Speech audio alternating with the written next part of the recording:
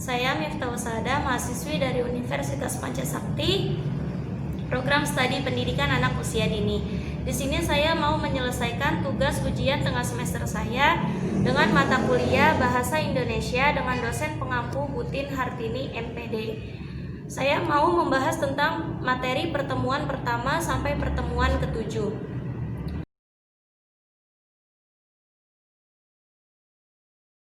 Pertemuan pertama ada materi tentang pengantar kuliah Bahasa Indonesia.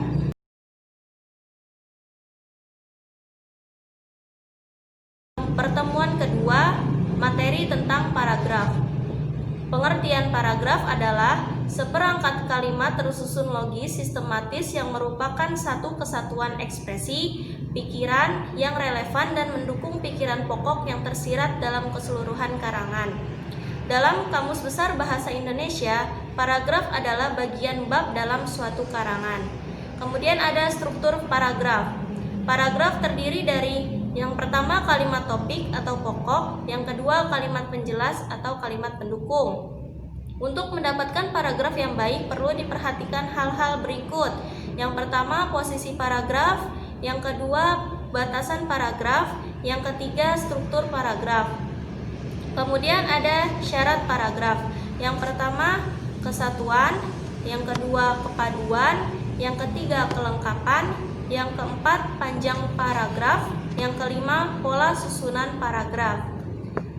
Kemudian ada pembahasan tentang macam-macam paragraf. Yang pertama paragraf pembuka, yang kedua paragraf penghubung, yang ketiga paragraf penutup, yang keempat paragraf deduktif, yang kelima paragraf indukatif, yang keenam paragraf campuran, ketujuh paragraf deskripsi, kedelapan paragraf proses, yang kesembilan paragraf efektif.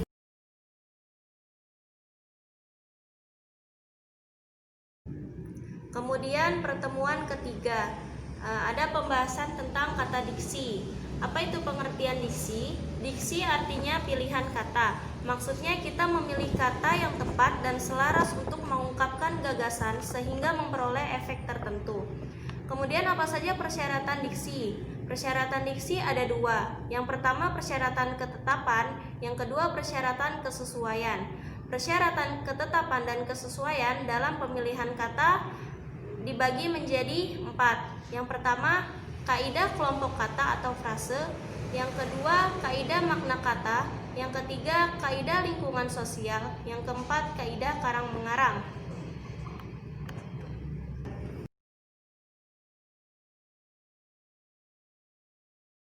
Kemudian di pertemuan keempat ada pembahasan tentang EYD atau ejaan yang disempurnakan. Apa itu definisi EYD? EYD adalah kata bahasa dalam bahasa Indonesia yang mengatur penggunaan bahasa Indonesia dalam tulisan mulai dari pemakaian dan penulisan huruf kapital dan huruf miring serta penulisan untuk serapan.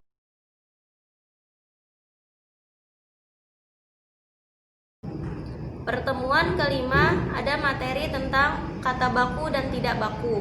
Pengertian kata baku adalah kata yang cara pengucapannya atau penulisannya sesuai dengan kaidah yang dibakukan atau kaidah bahasa Indonesia yang telah ditentukan.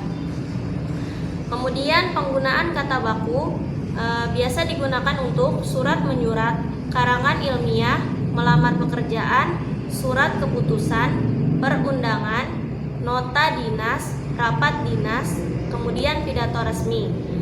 Kemudian ciri-ciri kata baku. Yang pertama bukan merupakan ragam bahasa percakapan. Yang kedua sesuai dengan konteks kalimat yang dipakai. Yang ketiga tidak berkontaminasi dan tidak rancu. Yang keempat imbuhan secara eksplisit. Kemudian ada syarat-syarat kalimat baku. Yang pertama logis, yang kedua tidak ada unsur sia-sia, kata tidak diulang-ulang, yang keempat tidak terpengaruh bahasa daerah, yang kelima subjek jelas.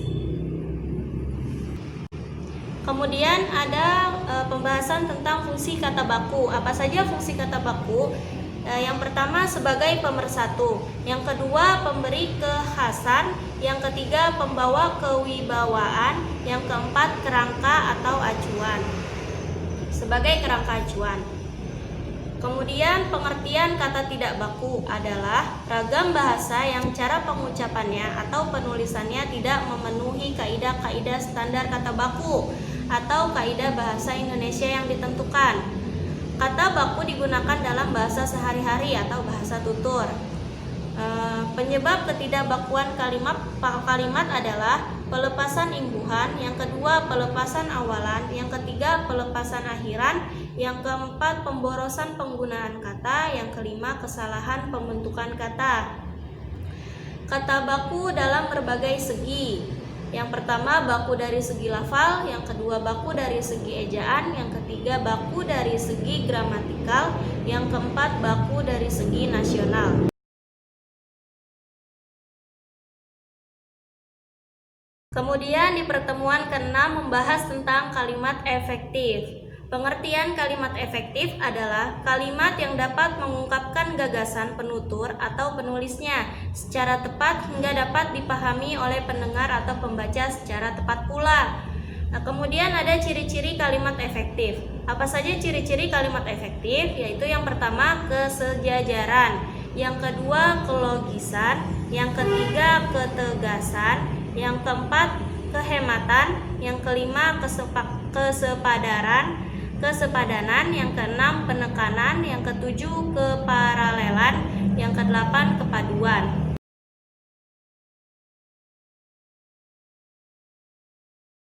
Kemudian di pertemuan ke-7 membahas tentang sejarah, kedudukan, dan fungsi bahasa Indonesia. Yang pertama, perkembangan bahasa Indonesia. Bahasa Indonesia yang kita gunakan saat ini sebagai bahasa resmi di negara kita pada awalnya berasal dari bahasa Melayu, yaitu Melayu tua. Penelitian lebih lanjut yang dilakukan oleh para ahli menghasilkan penemuan bahwa bahasa Austronesia itu juga mempunyai hubungan kekeluargaan dengan bahasa-bahasa yang dipergunakan di daratan Asia Tenggara. Pengertian kedudukan bahasa Indonesia adalah status relatif bahasa sebagai sistem lambang nilai budaya yang dirumuskan atas dasar sosial bahasa yang bersangkutan.